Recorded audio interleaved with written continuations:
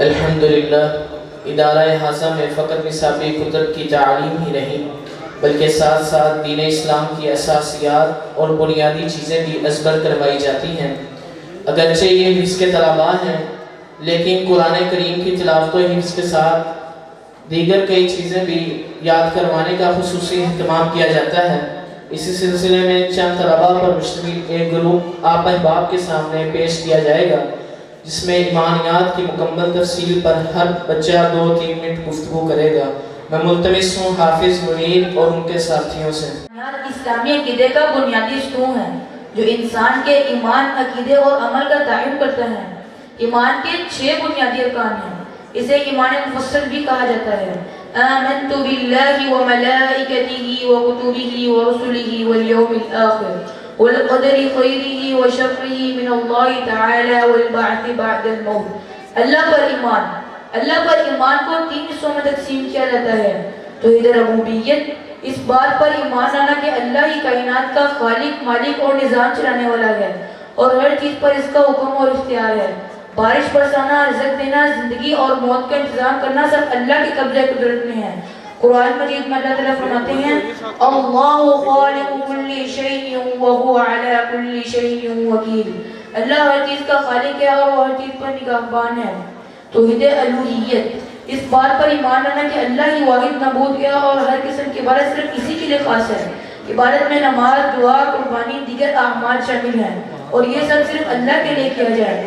قرآن مجید میں اللہ تعالیٰ فرماتے ہیں قُلْ إِنَّ صَلَاتِي وَنُسُكِي وَمَحْيَايَ وَمَمَاتِي لِلَّهِ رَبِّ الْعَالَمِينَ۔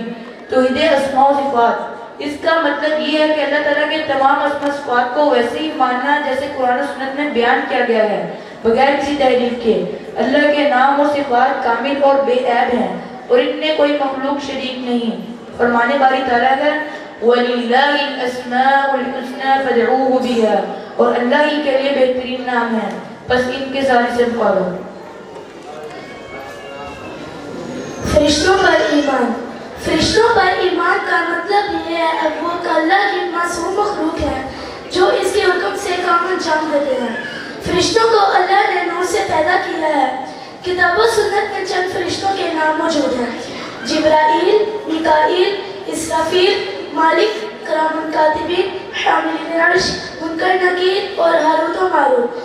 فرشتوں کے ذمہ کئی کام ہیں جیسے اللہ کے حکم سے کسی نبی رسول پر وحی نازل کرنا، بارش برسانا، سور پھونکنا، عرش کو اٹھانا، روح قبض کرنا، کسی قوم پر عذاب لے کر آنا اور بیت المعمور کی زیارت کرنا وغیرہ۔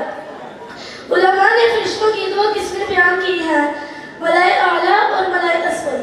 ملائے اعلیٰ ان فرشتوں کو کہتے ہیں جو اللہ تعالیٰ کے قریب رہتے ہیں اور اس کے بارگاہ میں بلند مقام رکھتے ہیں۔ یہ فرشتے اللہ کی حمد و ثنا، اس کی عبادت اور اس کے احکامات کی تکمیل میں مشغول رہتے ہیں۔ الہامی کتابوں پر ایمان۔ الہامی کتابوں پر ایمان کا مطلب یہ ہے کہ اللہ تعالیٰ انسانوں کی رشد و ہدایت کے لیے مختلف زمانوں میں اپنے رسولوں پر کتابیں اور صحیفے نازل فرمائیں۔ اللہ سبحانہ وتعالیٰ کی طرف سے 4 کتابیں اور 4 صحیفے نازل ہوئے ہیں۔ ان میں سب سے پہلے توراۃ نازل کی گئی جو کہ حضرت موسیٰ علیہ السلام پر نازل ہوئی۔ اس کے بعد زبور حضرت داؤد علیہ السلام پر، پھر انجیل حضرت عیسیٰ علیہ السلام پر نازل ہوئی اور سب سے آخر میں کتاب قرآن مجید ہمارے پیارے پیغمبر خاتم الانبیاء جناب محمد صلی اللہ علیہ وسلم پر نازل ہوئی۔ پہلی تینوں کتابیں تحریف شدہ ہیں لیکن قرآن مجید ہر طرح کی لفظی تحریف سے مبرہ ہے۔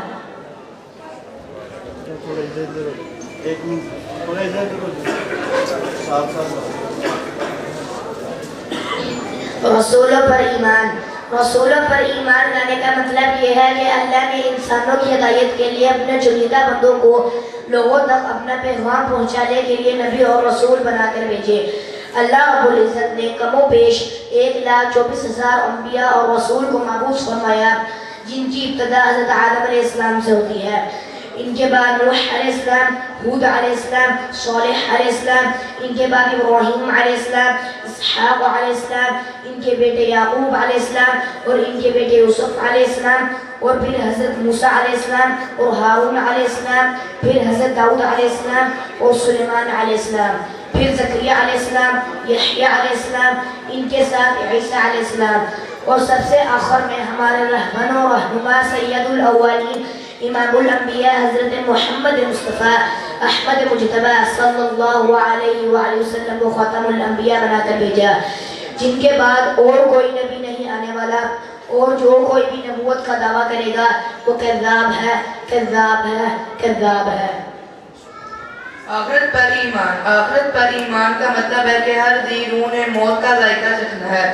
کل نفس ذائقۃ الموت، مرنے کے بعد ان کو دوبارہ زندہ کیا جائے گا۔ ہر شخص اپنے اعمال کا حساب دے گا جس کے مطابق جزا یا سزا ملے گی۔ سفر آخرت کا آغاز موت سے ہوتا ہے، جس کے بعد پھر قبر ہے جسے عالم برزخ کہا جاتا ہے۔ پھر ایک دن سور پھونکا جائے گا اور قیامت برپا ہوگی۔ میدان محشر میں تمام انسانوں کو اکٹھا کیا جائے گا، حساب و کتاب شروع ہوگا، پھر ترازو قائم کیا جائے گا۔ ہر کسی کا نامہ اعمال اس کے ہاتھ میں تھما دیا جائے گا۔ کچھ لوگوں کو دائیں ہاتھ میں ملے گا، کچھ لوگوں کو بائیں ہاتھ میں۔ پھر سب لوگ پل صراط سے گزریں گے اور کچھ لوگ جہنم میں گر جائیں گے اور کچھ لوگ اس کو پار کر کے جنت کے مہمان بن جائیں گے۔ اللہم اجعلنا منہم۔ تقدیر پر ایمان لانے کا مطلب یہ ہے کہ ہر چیز اللہ کے علم، ارادے اور حکم سے طے شدہ ہے۔ اللہ تعالیٰ ہر چیز کا علم رکھتا ہے، چاہے وہ ماضی ہو، حال ہو یا مستقبل، یا وہ جو نہیں ہوا اگر ہوتا تو کیا ہوتا۔ ما کان وما هو کائن وما سيكون وما لا يكون لو كيف كان يكون۔ اللہ تعالیٰ نے لوح محفوظ میں تمام واقعات اور حالات پہلے سے لکھ دیے ہیں اور کائنات کی ہر شے اس کے مطابق چلتی ہے۔ تقدیر میں خیر اور شر دونوں شامل ہیں، لیکن شر کا فیصلہ کسی حکمت پر مبنی ہوتا ہے۔ انسان کو نیکی اور بدی کے راستے کا اختیار دیا جاتا ہے، لیکن وہ اللہ کے حکم سے باہر کچھ نہیں کر سکتا۔ تقدیر پر ایمان ہمیں اللہ پر بھروسہ، مصیبتوں پر صبر اور نعمتوں پر شکر کرنے کا سبق دیتا ہے۔ یہ عقیدہ ہمیں تکبر سے بچاتا ہے اور یہ یقین دلاتا ہے کہ ہماری دعا اور کوشش بھی اللہ کی مرضی کا حصہ ہے۔ السلام۔ ماشاءاللہ، بارک اللہ فی علمہم وعملہم۔ مولا کریم ان بچوں کی جمہور کو صرف قبولیت عطا فرمائے اور ان بچوں کو اپنے والدین کے لیے صدقہ جاریہ بننے کی توفیق مرحمت فرمائے، آمین۔